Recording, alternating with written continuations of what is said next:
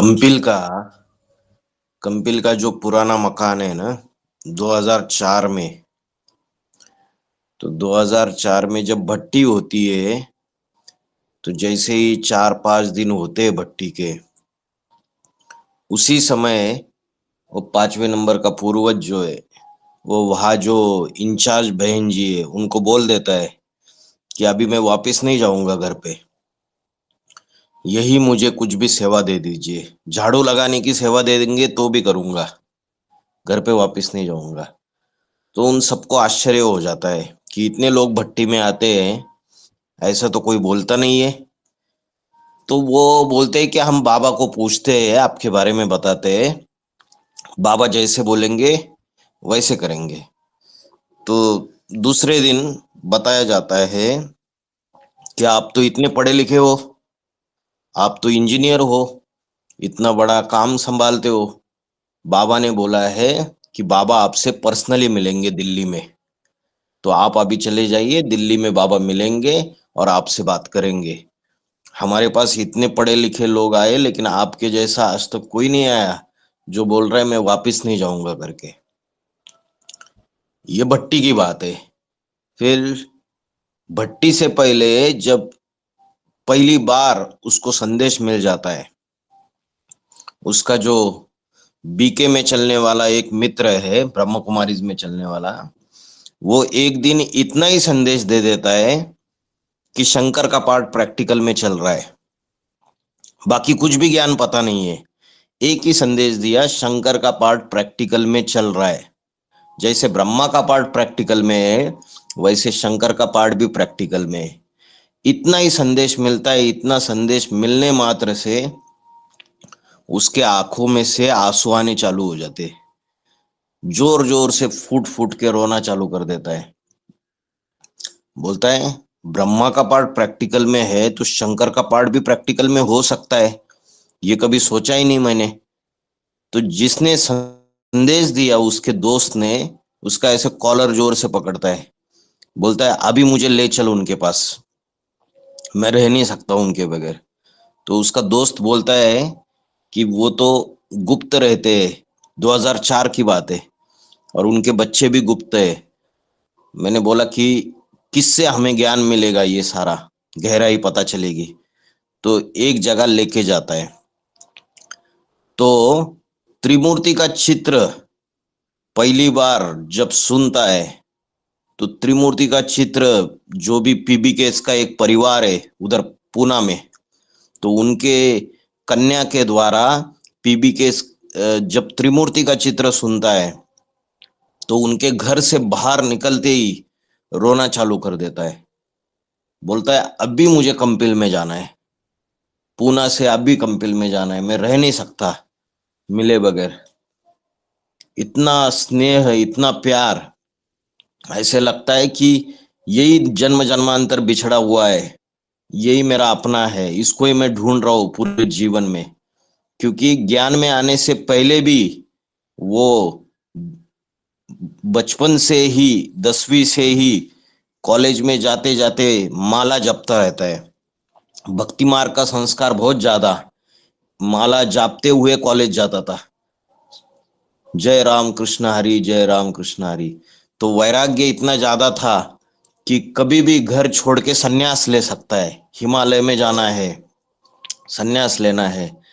तो जैसे ही ज्ञान मिलता है, ब्रह्म कुमारी इसका भी ज्ञान मिलता है, तो तैयारी कर ही ली थी कि अभी माउंट आबू का जो ब्रह्म कुमारी इसका बड़ा सेंटर है, उधर सरेंडर होना है।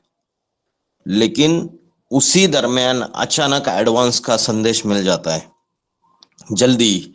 और एडवांस का मैसेज मिल जाता है तो 100% निश्चय हो जाता है कि जिसको मैं अपने पूरे जीवन में बचपन से ढूंढ रहा हूं, ये यही व्यक्तित्व है, और प्रैक्टिकल परमात्मा आया हुआ है, और यही इसके लिए ही मैं वेट कर रहा हूँ इस जीवन में, और इतना अशांत हूँ, इतना दुखी हूँ। तो नष्टो मोहा का जो पॉइंट है, वो पॉइंट बहुत गहरा है। बोला है कि एक पैसा भी अपने लौकिक संबंधियों के प्रति यूज नहीं किया होगा। तो ये बात सच्ची है। 2004 में ज्ञान में आने के बाद उसके पास तो बहुत पैसा रहता था, इंजीनियरिंग की कोचिंग इंस्टीट्यूट चलाता था, पैसा तो रहता ही था, लेकिन अगर कभी टू व्हीलर पे जाते जाते कभी सेब की अगर रेडी दिख रही है कि सेब खरीदने इच्छा हो गई, तो पूछता था कितने कितने रुपए किलो सेब है। वो बोलते थे इतने इतने रुपए किलो सेब है। तो बोलता था ये तो बड़ा महंगा है। मेरी जो दिल्ली में बहनें बैठी हुई है, एनएस, उस समय एनएस करके सारी बातें फैली हुई थी बाबा के कैसेट्स में, कि बाबा ने एक गुप्त स्थान चालू किया है, एनएस, जिसको बोलते थे नई दुनिया, नया संगठन। तो सोचता था वो सेब के गाड़ी के सामने खड़ा रह के कि मेरी बहनों को इतना महंगा वाला खाने को मिल रहा होगा क्या। संकल्प आता था, अरे नहीं मिल रहा होगा, नहीं खरीदना है, तो उधर ही छोड़ देता था। धन को, जितना भी धन मिल रहा है वो सिर्फ एज अ ट्रस्टी है, वो सारा का सारा यज्ञ का है और बाबा का है। जो शिव बाबा जब भी आएंगे यहाँ पे पूना में संगठन करने के लिए या ज्ञान सुनाने के लिए, तो सारा का सारा हम ट्रस्टी है, उनको हवाले करना है बस। ये हमारा कुछ नहीं है, ये हम निमित्त मात्र है। पहले से ही भाव बैठा हुआ है, ना लौकिक संबंधियों को कोई खर्चा किया कभी, ना किसी को एक फूटी कौड़ी दी। और जब से ज्ञान में आए तब से बाबा को पीछे पड़ गया कि मुझे यज्ञ में आना है, मुझे लौकिकता में जरा भी नहीं रहना है। लेकिन जो लौकिक कमाई वो कर रहा था, जो भी कोचिंग इंस्टीट्यूट चला रहा था, उससे जो अर्जित हो रहा था धन, तो बाबा को पता था कि यज्ञ को आज की तारीख में वर्तमान में दूसरी भी जरूरत है। और जो पढ़े लिखे लोग हैं उनको अगर कोई बाबा अंतिम जन्म में कोई नेचुरल चीजें मिल रही है और उससे यज्ञ के सहयोगी बन रहे हैं, इसलिए बाबा ने 1-1.5 साल कंप्लीटली रोक के रखा, 2006 तक। तो नष्टो मोहा का जो क्वालिटी है, अपने लौकिक परिवारों के प्रति कोई मोह नहीं कभी भी। अगर पहले दिन पता चला कि प्याज लहसुन नहीं खाना है तो नहीं खाना है। अगर प्याज लहसुन गलती से भी डाला खाने में तो इतना बड़ा हंगामा, बैग पैक करके छोड़ के जा रहा हो। जो भी ज्ञान में सुना, जो भी मुरली में सुना, वही होना चाहिए। 2 बजे की अमृत वेला तो 2 बजे की अमृत वेला। 2 बजे उठ के इतना वैराग्य कि घंटों घंटे वो तपस्या करता रहता था। तो नष्टो मोहा की जो क्वालिटी है, अपनी बहन है, भाई है, किसी के प्रति कोई मोह नहीं, पिता के प्रति, माता के प्रति कोई मोह नहीं। यज्ञ में कंप्लीटली 2006 में कंप्लीटली सरेंडर होने के बाद कभी उनसे फोन पे बात करने की भी इच्छा नहीं रही। वो जिंदा भी है, उनकी तबीयत ठीक भी है या नहीं है, कोई लेना देना नहीं, क्योंकि जिम्मेवारी सिर्फ लौकिक परिवार की नहीं है, सारे विश्व कल्याण की जिम्मेवारी है। और पता है लौकिक परिवार वालों को किसी को कुछ नहीं होने वाला है, उनके पास उचित धन है और वो अपना ख्याल रख सकते हैं। बड़ा भाई है, सब कुछ हो सकता है।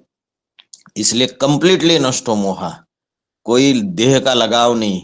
कभी भी घंटों घंटे फोन पे बात कर रहा है अपने लौकिक परिवार वालों से, कोई प्रूफ नहीं मिलेगा कभी किसी को।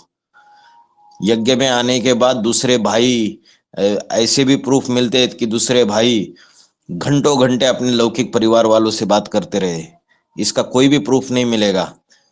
जब से ज्ञान में आया तब से अपनी जो मातृभाषा है मराठी बंद। बाबा ने मुरली में बोला है, जो बाप की भाषा वो बच्चों की भाषा है। तो बाप हिंदी में बात करता है तो बच्चे भी हिंदी में बात करेंगे। घर वाले अगर मराठी में बात करेंगे तो उसने बात बंद। बात करनी है तो हिंदी में बात करो, नहीं तो बात मत करो। तो नष्टो मोहा का गुण बड़ा विस्तार रूप में है। आपको प्रैक्टिकल जीवन में वो जो त्याग है, जैसे बाहर की दुनिया के सन्यासी करते हैं, घर गांठ छोड़ के जाते हैं, सिर्फ घर गांठ छोड़ने की बात नहीं है, अपने प्रति कोई भी चीज का इस्तेमाल नहीं करना, अपने मन के संकल्प अपना तन भी ईश्वरीय सेवा में 24 घंटे लगा रहे हैं, उसका यूज सिर्फ परमात्मा कार्य के लिए हो, बाकी किसी चीज के लिए उसका यूज ना हो।